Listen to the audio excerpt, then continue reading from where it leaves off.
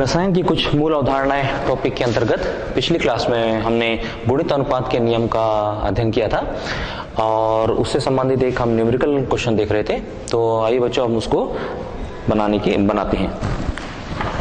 Numerical प्रश्न हमारा था लेड के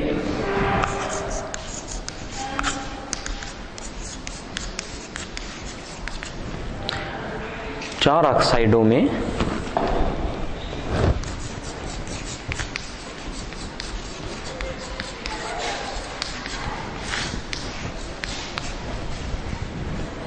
लेड और ऑक्सीजन के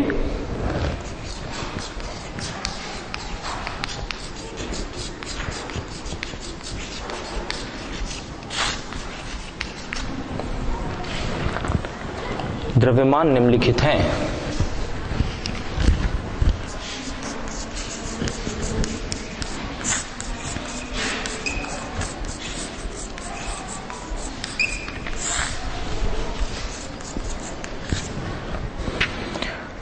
इससे गुणित अनुपात के नियम की पुष्टि किस प्रकार होती है? इससे गुणित अनुपात के नियम की पुष्टि किस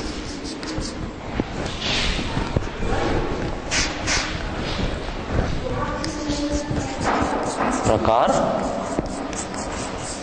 होती है?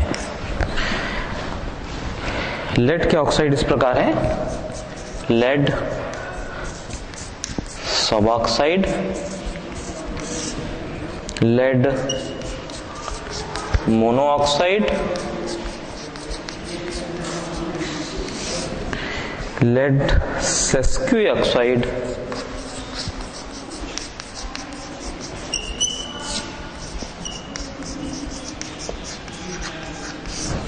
Lead peroxide.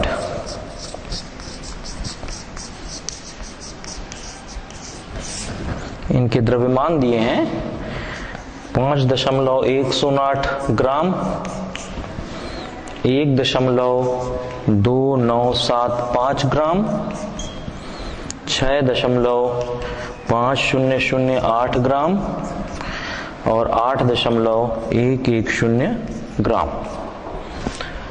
ये लेड की मात्रा हो गई, ये लेड की मात्रा है और ऑक्सीजन की मात्रा है लेड सब ऑक्साइड में 0.20 ग्राम, लेड मोनोऑक्साइड में 0.10 ग्राम, लेड सेस्क्यू ऑक्साइड में 0.75 ग्राम और लेड परऑक्साइड में 1.2525 ग्राम। जैसा कि गुणित अनुपात नियम के अनुसार हमें मालूम है कि जब दो तत्व आपस में संयोग करके दो या दो से अधिक यौगिक बनाए, इसमें लेड और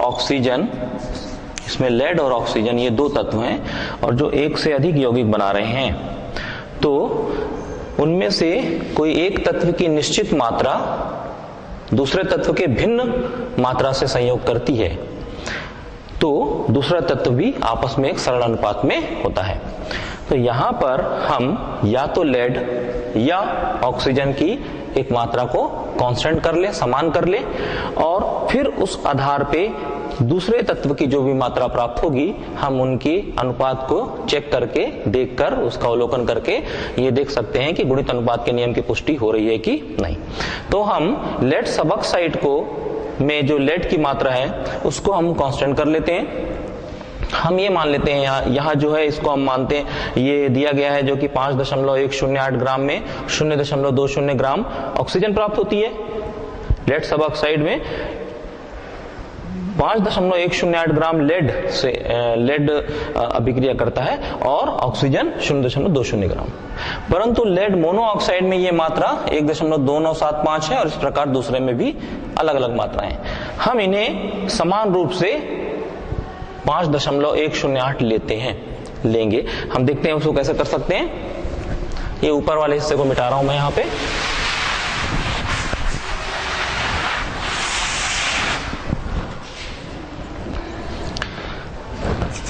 लेड मोनोऑक्साइड में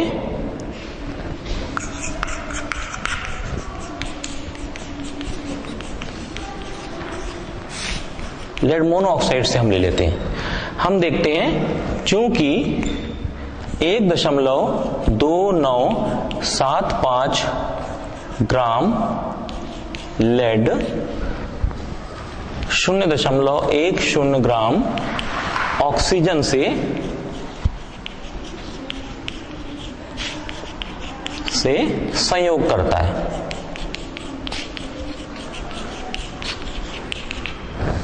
तो 5.108 ग्राम लेड से कितना ऑक्सीजन संयोग करेगा? ध्यान दीजिए, लेड सब ऑक्साइड में ये मात्रा 5.108 थी। हम यहां पर 1.2975 ग्राम लेड है, परंतु हम इसको भी 5.108 ग्राम के बराबर लेते हैं। इससे क्या होगा कि ये सारी मात्राएं जब हम 5.108 ग्राम में कितना ऑक्सीजन जब ये हम निकालेंगे तो हम पाएंगे कि ये सारी मात्राएं कांस्टेंट हो जाएंगी। तो ये लेड की मात्रा पूरी कांस्टेंट हो जाएगी और ऑक्सीजन की जो हमें अलग अलग मात्राएं मिलेंगी उसके अनुपात को हम चेक करके गुणित अनुपात के नियम की पुष्टि कर सकते हैं। तो 5.108 ग्राम लेड में ऑक्सीजन लेड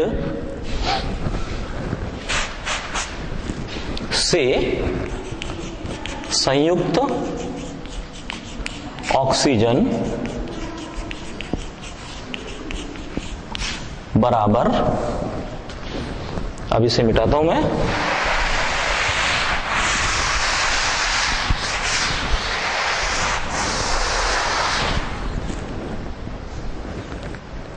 ये मान हमको मिलेगा 5.108 गुणित 0.10 अपॉन 1.2975 और लेड सब ऑक्साइड में हम इसे हल करें तो हमें ये मात्रा प्राप्त होती है 0.3937।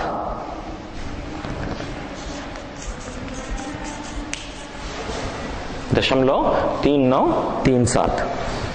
इसी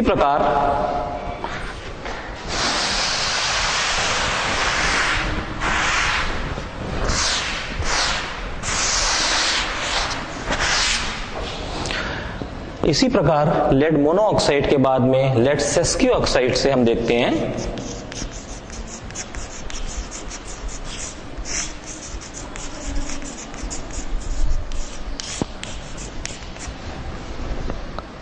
इसमें ऑक्सीजन के संयोग की मात्रा बराबर, हमने इससे पहले जो चार्ट बनाया था उसमें हमने देखा था कि 6.5008 ग्राम में 0.75 ग्राम ऑक्सीजन लगती है। तो 5.108 ग्राम में हमको ऑक्सीजन मिलेगी 5.108 गुणित 0.75 अपॉन 6.5008। जब इस फिगर को हम कैलकुलेट करेंगे तो हमें ऑक्सीजन की मात्रा प्राप्त होती है 0.5893।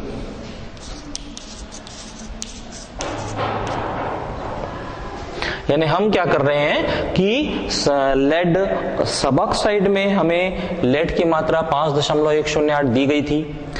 लेड मोनोऑक्साइड में लेड की मात्रा 1.2975 थी, लेकिन हमने ज्ञात किया ऑक्सीजन की मात्रा 5.108 ग्राम से।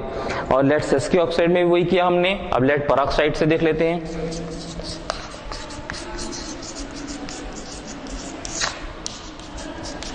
इसमें ऑक्सीजन की संयोग की मात्रा 5.108 लेड से वो हमें मिलेगी 5.108 गुणित 1.2525 अपॉन 8.110। जब इस पूरे फिगर को हम कैलकुलेट करेंगे तो हमें संयुक्त ऑक्सीजन की मात्रा प्राप्त होती है 0.7893। इस प्रकार लेड मोनोऑक्साइड, लेड सेस्की ऑक्साइड और लेड पराऑक्साइड, इन तीनों में 5.108 ग्राम लेड से ऑक्सीजन की मात्रा क्रमशः 0.3937, लेड सेस्की ऑक्साइड में ऑक्सीजन की मात्रा 0.5893 और लेड पराऑक्साइड में यह मात्रा 0.7893 प्राप्त होती है। हम इसको एक चार्ट के माध्यम से अलग से देखते हैं।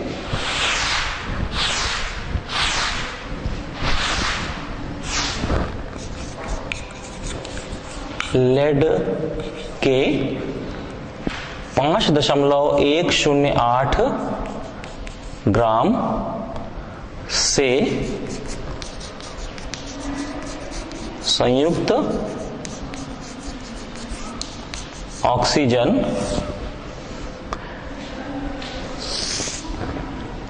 अब देखते हैं यहां पर यौगिक का नाम है lead suboxide.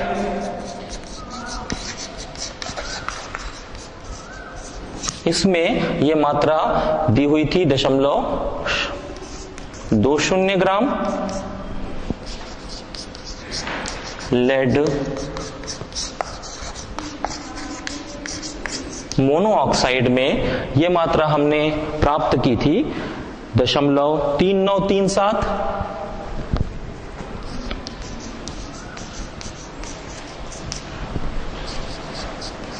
Lead सेस्की oxide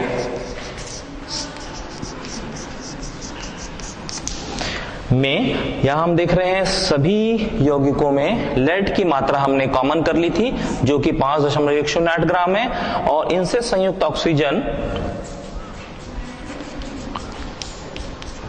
हमें मिली 0.20 ग्राम, 0.3937 ग्राम और लेड सेस्की ऑक्साइड में यह मात्रा मिली 0.5893 ग्राम।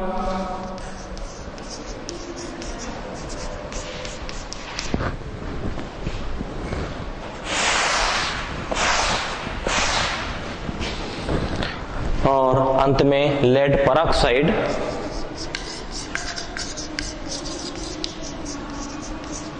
में हमें ऑक्सीजन की मात्रा प्राप्त हुई थी 0.7893 ग्राम। तो गुणित अनुपात के नियम के अनुसार यदि दो तत्व जो कि यहाँ पे लेड और ऑक्सीजन है, जब ये आपस में दो या दो से अधिक यौगिक बनाते हैं तो किसी एक तत्व की निश्चित मात्रा, हमने लेड की मात्रा निश्चित ले ली 5.108, जो दूसरे तत्व यानी ऑक्सीजन की भिन्न भिन्न मात्राओं से संयोग करते हैं तो वह तत्व अर्थात ऑक्सीजन की मात्राएं परस्पर यानी ये आपस में भी एक निश्चित अनुपात में होते हैं। अब थोड़ा ऑब्जर्वेशन करके देखिए इनके बीच में आपस में किस प्रकार का संबंध है। हम देखते हैं ये दशमलव के बाद 2 शून्य और 0.3937 जो इक्विवेलेंट है 0.40 के। नेक्स्ट फिगर को देखिए आप 0.5893 ये इक्विवेलेंट है 0.60 ग्राम के। 0.7893 ये समतुल्य है 0.80 ग्राम के। अगर इतने हिस्से को हम अवलोकन करें तो 0.20, 0.40, 0.60, 0.80 तो ऑक्सीजन जो इस लेड के अलग अलग यौगिकों में से अभिकृत हुआ है, उसमें संयुक्त हुआ है, इनमें परस्पर 1:2:3:4 का अनुपात हमें प्राप्त हो रहा है। अतः हम कह सकते हैं कि इन यौगिकों में गुणित अनुपात के नियम की पुष्टि हो रही है।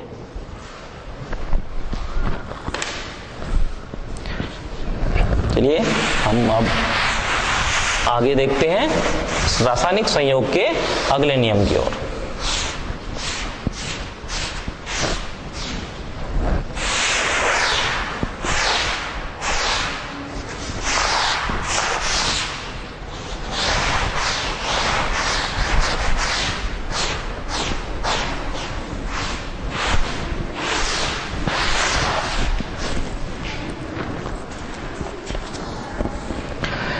चौथा नियम है रासायनिक संयोग का, जिसे हम कहते हैं व्युत्क्रम अनुपात का नियम।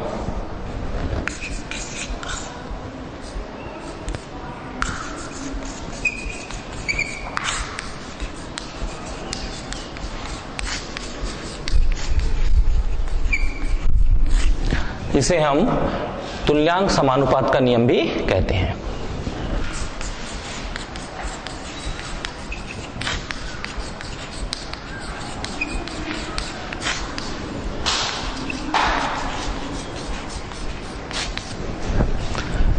व्युत्क्रम अनुपात का नियम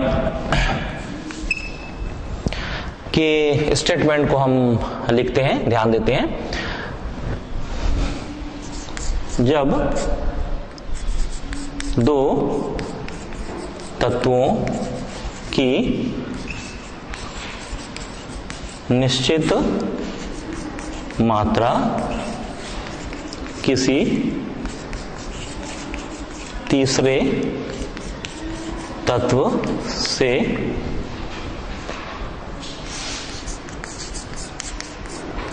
संयोग करती है, यह स्टेटमेंट कहता है जब दो भिन्न तत्व किसी तीसरे तत्व की निश्चित मात्रा से संयोग करते हैं तो वे दोनों तत्व आपस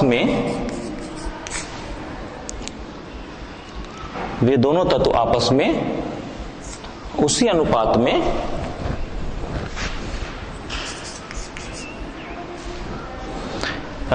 चलिए इतने को समझते हुए आगे बढ़ते हैं।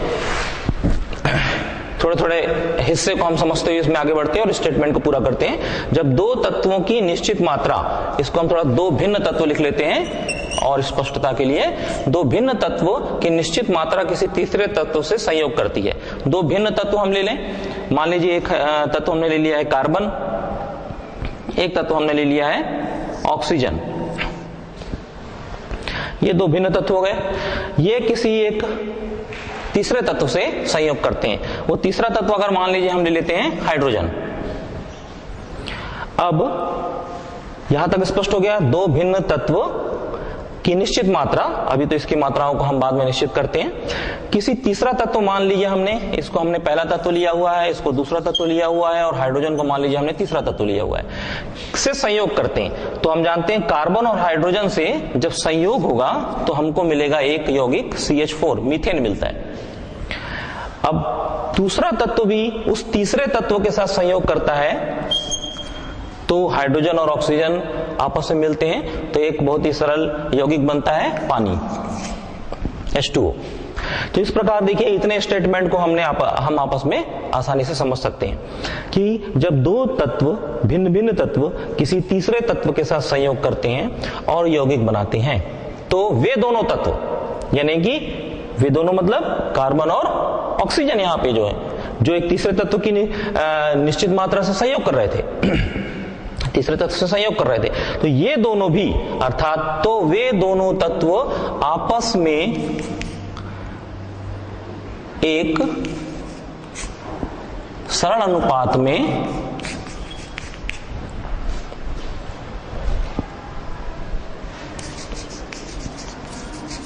संयुक्त होते हैं। तो ये दोनों भी, कार्बन और ऑक्सीजन उदाहरण के लिए, ये उसी अनुपात में संयुक्त होंगे जिसके ये यौगिक बनाते हैं। यानी इसको मैं स्टेटमेंट को हम ऐसा लिख सकते हैं कि पहले दोनों तत्व के द्रव्यमान या तो उसी अनुपात पे होंगे जिसमें वे आपस में संयोग करते हैं, तो वे दोनों तत्व उसी अनुपात में होंगे। मैं इसको थोड़ा सा करेक्ट कर रहा हूं, वे दोनों तत्व आपस में उसी अनुपात में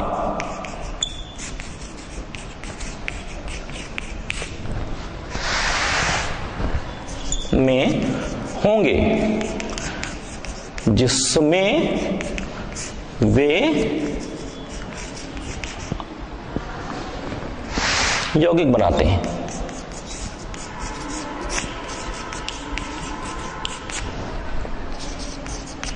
अथवा यह अनुपात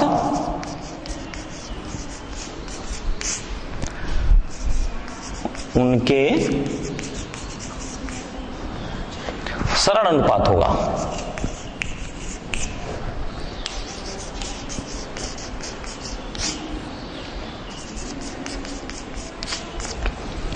अब इसको थोड़ा सा समझ लीजिए। इस आगे वाले हिस्से को हमने, शुरू वाले हिस्से को हम समझे कि जब दो भिन्न तत्व किसी तीसरे तत्व के साथ संयोग करते हैं तो वे दोनों तत्व भी आपस में उसी अनुपात में संयुक्त होंगे जिस पर ये यौगिक बनाते हैं। अब हम जानते हैं कार्बन और ऑक्सीजन का जो यौगिक है वो है कार्बन डाइऑक्साइड। इसके अलावा एक कार्बन मोनोऑक्साइड भी होता है। तो इनके जो यौगिक बनते हैं ये इनका अनुपात भी उसी अनुपात में होगा जिस पे ये संयोग करते हैं। अब इस चीज को हम लोग फिगर के द्वारा समझने की कोशिश करते हैं। हम देखते हैं कि यहां पे इनका द्रव्यमान का अनुपात क्या है और अब यहां पर इनके द्रव्यमान का अनुपात क्या होने वाला है।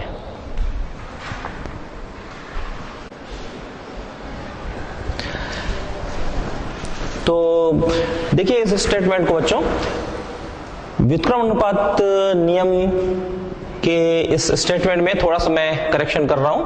और इसमें हमने लिया था जब दो भिन्न तत्वों की निश्चित मात्रा, इसे थोड़ा सा आप करेक्ट कर लीजिएगा कि जब दो भिन्न तत्वों की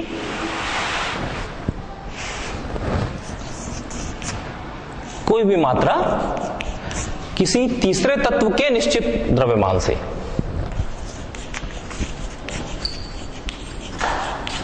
किसी तीसरे तत्व के निश्चित द्रव्यमान से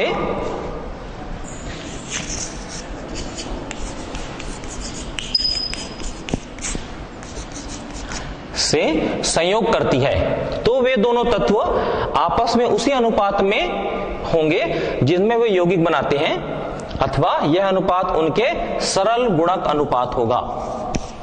सरल गुणक का मतलब जैसे 1:2 है, फिर 1:3 हो सकता है, 1:4 हो सकता है, तो ये सरल गुणक अनुपात होते हैं परस्पर। अब इस उदाहरण के माध्यम से इस स्टेटमेंट को हम लोग जस्टिफाई करते हैं।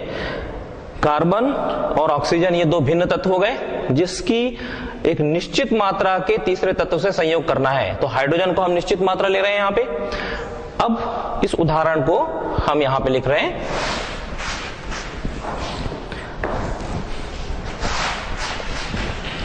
इनके द्वारा बना यौगिक हुआ CH4। भार के अनुसार कार्बन का द्रव्यमान हुआ 12 और हाइड्रोजन का द्रव्यमान हुआ 4। तो 12:4, इसका परमाणु द्रव्यमान 12, हाइड्रोजन का परमाणु द्रव्यमान 1 है और यह हाइड्रोजन 4 है यहां पे, तो 4×1=4। ऑक्सीजन और हाइड्रोजन से बना यौगिक हुआ पानी। यहां पे मैंने लिख लिया कार्बन अनुपात हाइड्रोजन और यहां पर अब लिख रहा हूं मैं ऑक्सीजन अनुपात। अब यहाँ पे हाइड्रोजन और ऑक्सीजन का अनुपात है तो हाइड्रोजन के नीचे तो हाइड्रोजन का आ जाएगा और यहाँ पर ऑक्सीजन का अनुपात आएगा। तो ऑक्सीजन का अनुपात यहाँ पे है 16, मैं यहाँ पे ऑक्सीजन लिख देता हूं। ऑक्सीजन का भार, परमाणु भार 16 और हाइड्रोजन का परमाणु भार हुआ 2। तो अब इस नियम से आप देखिए, जब दो भिन्न तत्व अर्थात कार्बन और ऑक्सीजन वे तीसरे तत्व के निश्चित द्रव्यमान से, तो तीसरा तत्व यहाँ हाइड्रोजन है परंतु यहाँ अभी निश्चित नहीं है क्योंकि ये 4 द्रव्यमान है, इसका द्रव्यमान 2 है। तो अगर हम इसे 4 बनाएं तब वो दोनों बराबर हो जाएंगे और तीसरा तत्व का बराबर द्रव्यमान हो जाएगा। तो अगर इसे मुझे 4 बनाना है तो इसी को मैं इक्विवेलेंट कर देता हूं, 2 से मल्टीप्लाई कर दूं तो हाइड्रोजन 4 हो जाएगा और 16 दूनी 32, यानी ये इसका एक तुल्य भिन्न बन गया, तुल्य अनुपात बन गया।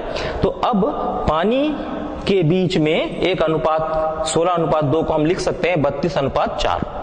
अब इस स्थिति में हम ध्यान से देखें तो ये तीसरा तत्व हाइड्रोजन जिसकी निश्चित अनुपात, निश्चित द्रव्यमान हिस्सा हो गया, अनुपात हो गया, इसमें ये दोनों तत्व कार्बन और हाइड्रोजन क्रमशः 12:32 में जुड़ रहे हैं, 12:32। तो ये दोनों तत्व भी, अब हमारा अगला स्टेटमेंट क्या था, वे दोनों तत्व भी आपस में उसी अनुपात में होंगे जिसमें वे यौगिक बनाते हैं। तो कार्बन और ऑक्सीजन का यौगिक होता है कार्बन डाइऑक्साइड और कार्बन डाइऑक्साइड में कार्बन और ऑक्सीजन का अनुपात कितना होगा? कार्बन का परमाणु भार हुआ 12 और ऑक्सीजन का परमाणु भार हुआ 16, तो 16 गुणित 2 अर्थात कितना हुआ? 32। और हम इस चार्ट के माध्यम से भी देखते हैं, तो हाइड्रोजन की संख्या स्थिर, हाइड्रोजन का जो अनुपात है उसको स्थिर कर दें तो यहां पर भी कार्बन और ऑक्सीजन का अनुपात 12:32 आ रहा है और ये उसी के बराबर है जिस पे कार्बन और ऑक्सीजन सामान्यतः जुड़कर यौगिक बनाते हैं अर्थात CO2, और उनमें भी कार्बन और ऑक्सीजन के बीच का भार के अनुसार अनुपात 12:32 होता है और जो कि हमारे इस प्रयोग के द्वारा हम, इस उदाहरण के द्वारा हम देख रहे हैं उसमें भी ऐसा ही है, जिससे कि व्युत्क्रमण अनुपात के नियम की पुष्टि होती है। चलिए इस स्टेटमेंट को और इस उदाहरण को हम मिटाकर हम थोड़ा आगे बढ़ते हैं।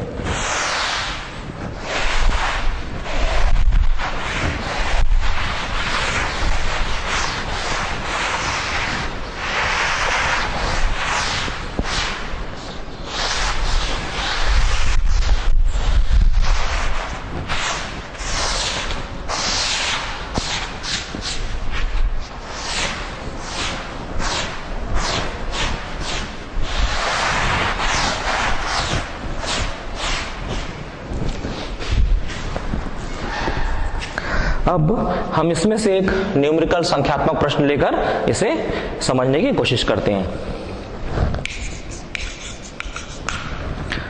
प्रश्न है, कार्बन डाइऑक्साइड और कार्बन डाइसल्फाइड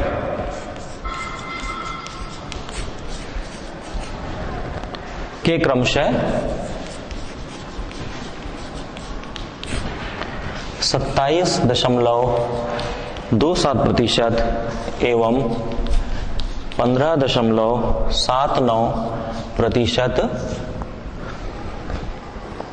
यहां में है, में क्रमशः 27.27% एवं 15.79% कार्बन है, ये कार्बन है। यदि सल्फर डाइऑक्साइड में 50% सल्फर हो तो व्युत्क्रम अनुपात नियम की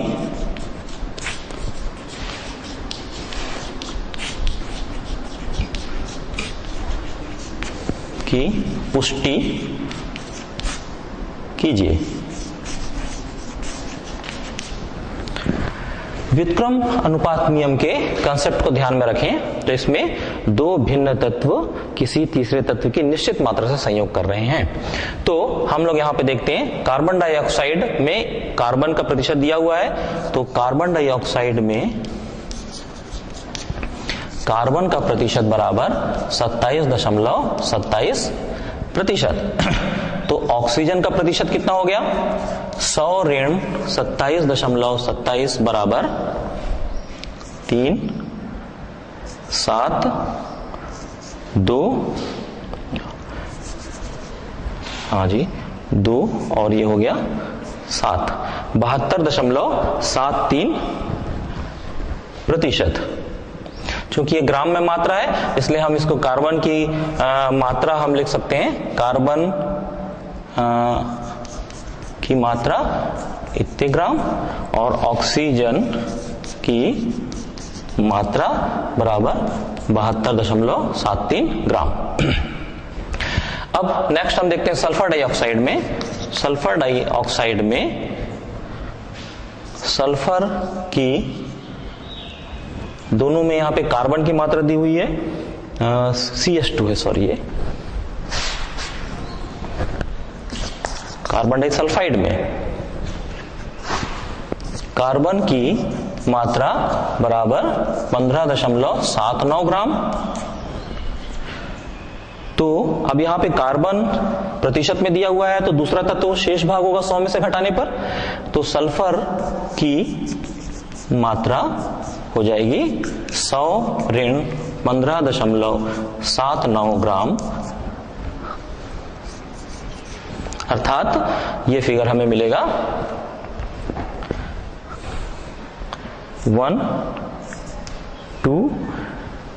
4 and 8, 84.21 ग्राम।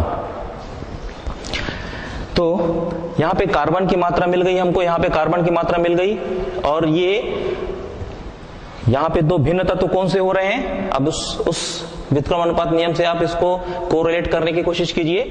हम यहां देखते हैं ऑक्सीजन और यहां पे सल्फर, ये दोनों भिन्न तत्व हैं जो कार्बन की निश्चित मात्रा से संयोग करेंगे। ये स्थिति बन रही है यहां पे। तो हम यहां पे क्या करते हैं कि यहां पे देखिए, आप देखिए कार्बन की मात्राएं अलग अलग है, तो इन कार्बन की मात्रा को समान बनाने की कोशिश करते हैं।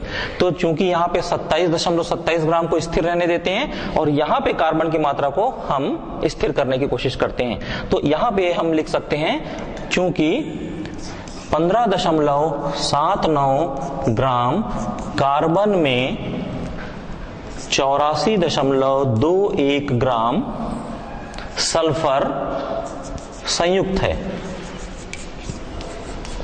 लिख सकते हैं इसको समीकरण के रूप में। हम देख रहे हैं कि कार्बन की मात्रा 15.79 है और सल्फर की मात्रा 84.21 ग्राम है। तो हम इसको समीकरण के रूप में लिख रहे हैं कि 15.79 ग्राम कार्बन संयुक्त है कितने? 15.79 ग्राम कार्बन 84.21 ग्राम सल्फर से संयुक्त है। तो यहां कार्बन की मात्रा को एक समान करने के लिए हम 27.27 ग्राम में निकाल लेते हैं। तो 27.27 ग्राम कार्बन से सल्फर संयुक्त होगा कितना? 84.21 गुणित 27.27 बटे 15.79। इस या ध्यान आपको समझ में आया? ये ध्यान से देखिए इसको। यहां पर हमारे पहले हिस्से में कार्बन डाइऑक्साइड में कार्बन की मात्रा और ऑक्सीजन की मात्रा हमने प्राप्त की। दूसरे CH2 में कार्बन डाइसल्फाइड में कार्बन और सल्फर की मात्रा दी गई है, ये हमने निकाल लिया। लेकिन यहाँ पे कार्बन की मात्रा को एक कांस्टेंट लेने के लिए हम यहाँ के कार्बन की मात्रा जो 15.79 है, इसको भी 15.79 में इतना, तो 22.27 में कितना, वो सल्फर हम निकाल रहे हैं। तो हमको ये फिगर प्राप्त होता है 151 ग्राम। ये मात्रा प्राप्त होती है 151 ग्राम। इसे मिटा रहा हूं मैं प्रश्न को ऊपर में, और हम इस हिस्से को कैसे लिख सकते हैं अब ध्यान से देखिए।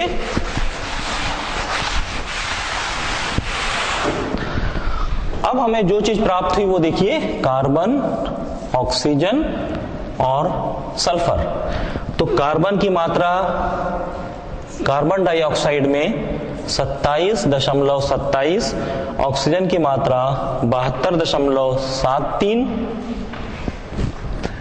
अब दूसरे फिगर में देखिए CH2 में, अब CH2 में जो वास्तविक मात्रा दी गई थी वो अपनी जगह है, लेकिन हमने इस कार्बन की मात्रा 15.79 की अपेक्षा की बजाय 27.27 में सल्फर की मात्रा निकाल ली।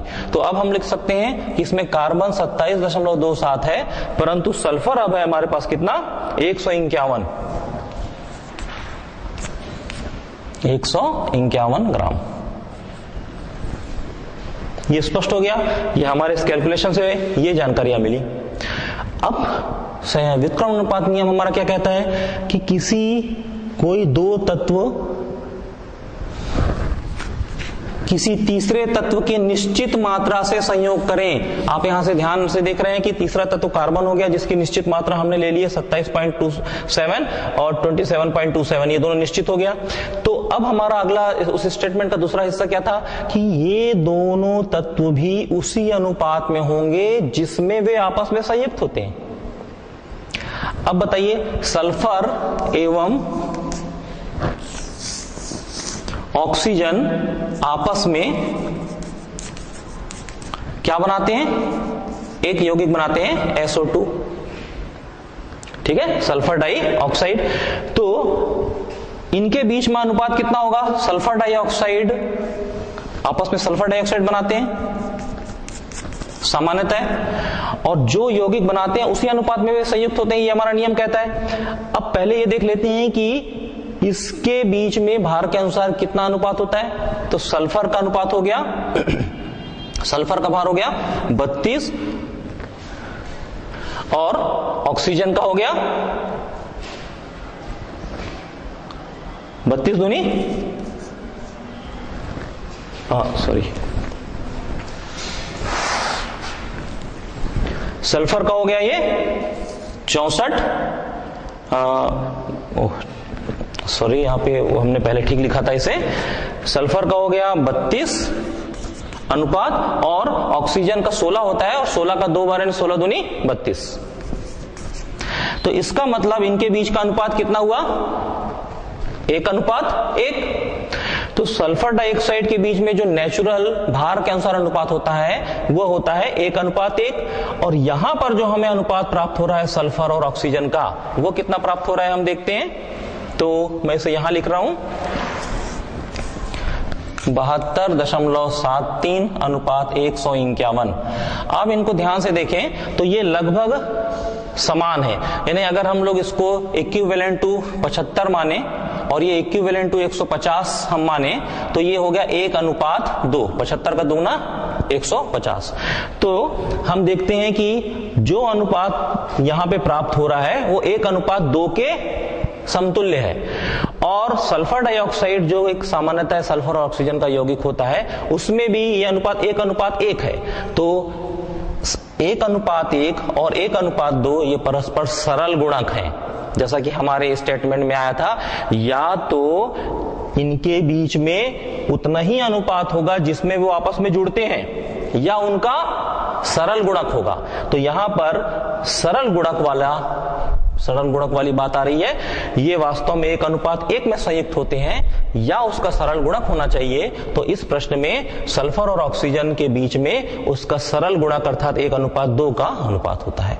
सरल गुणक शब्द को हम ऐसे समझ लें कि उसमें हम किसी संख्या से गुणा करें तो वो हमको उसका सरल गुणक होता है। जैसे कि 1 का सरल गुणक 1, 2, 3, 4 होगा, 2 का सरल गुणक 4, 5, 6, 2 का 4, 2 3 6, 2 चौको 8, ये उसके सरल गुणक होते हैं। यानी कोई दशमलव जैसी चीज उसमें ना आए पूर्णांक में, तो सरल गुणक यानी एक किसी संख्या से गुणा करके हम उसको आसानी से प्राप्त कर लें।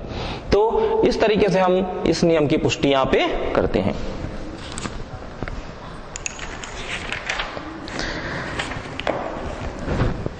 तो इस व्युत्क्रम अनुपात नियम के पश्चात हम अगले नियम की ओर बढ़ते हैं।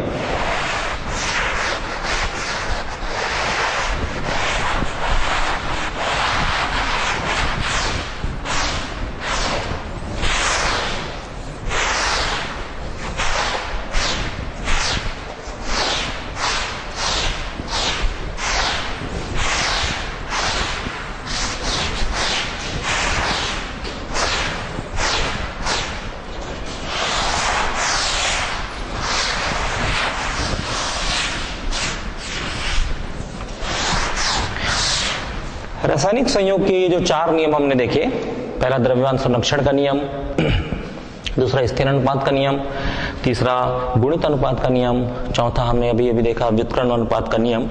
ये सब ठोस से संबंधित हैं, द्रव से संबंधित हैं।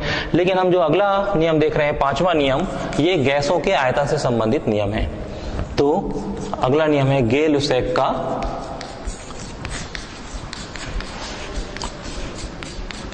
आयतन संबंधी नियम। अभी तक जो 4 नियम हम देखे थे वो द्रव्यमान से संबंधित थे और ये नियम आयतन से संबंधित है। पूर्व के जो नियम हमने देखा था उसमें द्रव, गैस या ठोस कोई भी अभिक्रियाशील पदार्थ हो सकता था, क्रियाकारक पदार्थ द्रव, ठोस या गैस हो सकता था। लेकिन इसमें हम सिर्फ आयतन संबंधी बात गे-लुसैक का आयतन संबंधी नियम में करते हैं, और बाकी में हमने द्रव्यमान संबंधी अनुपात को देखा था। यह नियम कहता है अभिक्रिया में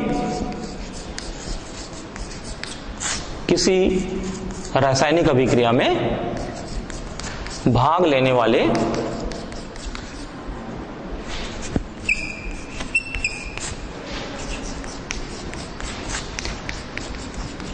गैसों का आयतन एक सरल अनुपात में होता है यदि क्रियाफल भी गैस हो तो उस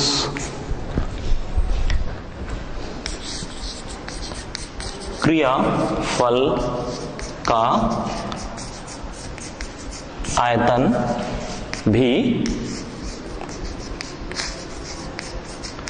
क्रियाकारक गैसों के आयतन का सरल गुणक होता है। तो गेलो-सेक आयतन संबंधी नियम का स्टेटमेंट साफ साफ स्पष्ट है। इसमें जो क्रियाकारक पदार्थ है वो गैसें हैं और उन गैसों में जो अभिक्रिया में भाग ले रहे हैं क्रियाकारक, उनका अनुपात सरल अनुपात होता है।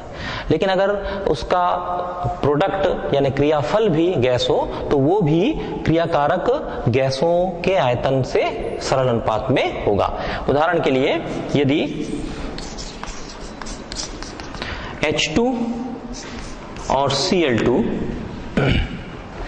हाइड्रोजन गैस और क्लोरीन गैस अभिक्रिया करती हैं तो हाइड्रोक्लोरिक गैस बनती है, 2HCl बनता है।